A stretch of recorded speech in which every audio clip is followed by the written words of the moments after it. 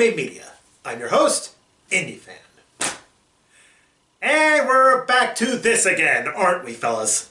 For those new to my channel or my show, back in Season 2, I looked over the infamous Zootopia abortion comic, I Will Survive, giving it the bashing it rightfully deserves, and as the title shows, there is a sequel to it. 2 of them, no less. And with that, let's go through more of Bora's nonsensical antics as we dig into Born to Be Alive. So the comic starts off with Nick banging on the door of Judy Hopps' apartment. Open the door! I know you're home! Shut up! It's 3 in the morning! What the hell's going on out there? Damn it, people are trying to sleep! We then see Judy Hopps open the door quite annoyed. Go away, Nick, it's 2 a.m. Besides, you're being quite noisy. Couldn't you just knock on the door? Well, technically, yes. Another thing I need to note, some of the panels look either creepy or depressing. Or both. Ah, what the hell. Listen to me now, Courtesy. It doesn't have to be creepy and depressing all the time. For real? So ask you, what's up? Don't tell them about your month or any embarrassing physical problems you might have. Anyway, Nick wants to talk with her, but Jude closes the door and tells him to leave, but not before Nick tries to lodge his foot in, much to his pain. Chin up, mister. Let her dry those...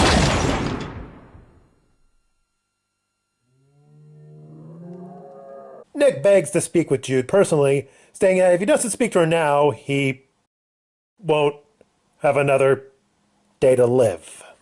He's suicide baiting, isn't he? Thought so.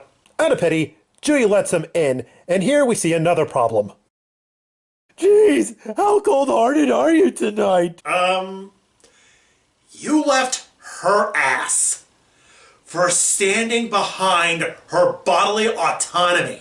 Nick is an utter, insufferable narcissist. I mean, yes, I shouldn't care given Zootopia is practically propaganda, but at least there's some characterization between them. Here, Nick is not only a bedwasher, as Eli Monty would put it, he's also a fucking selfish prick. Hey, just like Whoopcake! So, after some banter between the two, Nick gets coffee and they're back to conversing.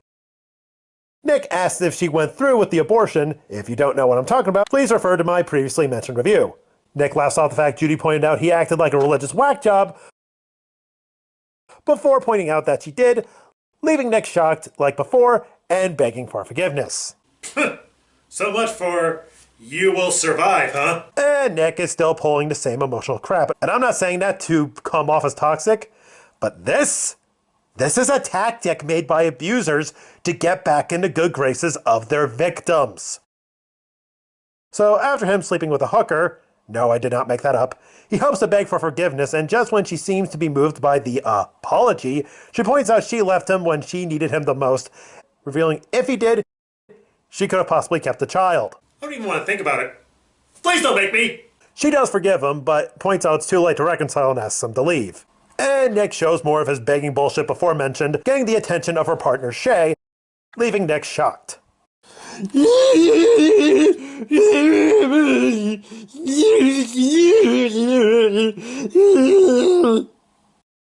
So it's revealed after Nick left her when she got the abortion, making her the first rabbit to get one somehow.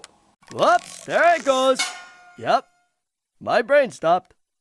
How is she the first rabbit to get an abortion? It makes no sense!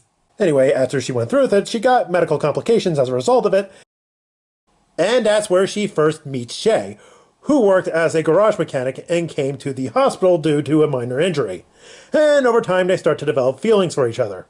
Nick, on the other hand, unable to accept he blew his chance, goes full-on abuser and demands Jude get back with her before getting handsy with Shay. Just like Crocodile! Minus the abortion and replaced with an attempt to shoot up an entire school. What? He killed my cat. Fuck that guy. So after Judy practically sees who he truly is, he drags him out and slams the door in his face before bawling her eyes out. Shay asks if she's alright, and the comic ends with color.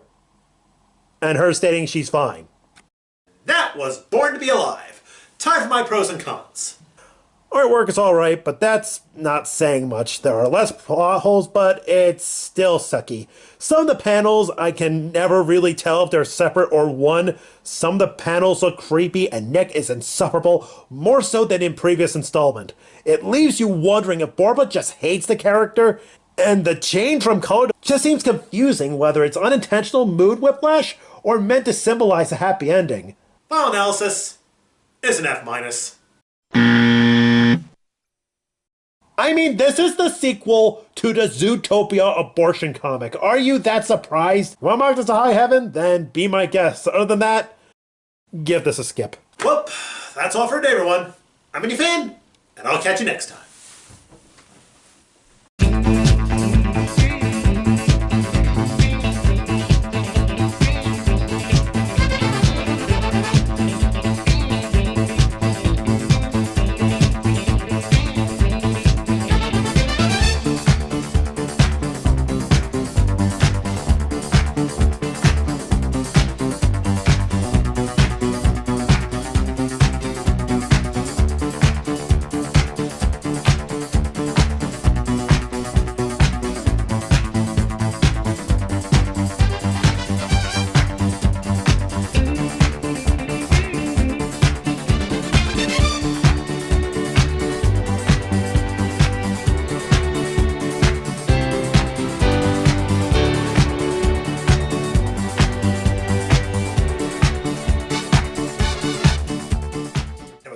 Let's go through.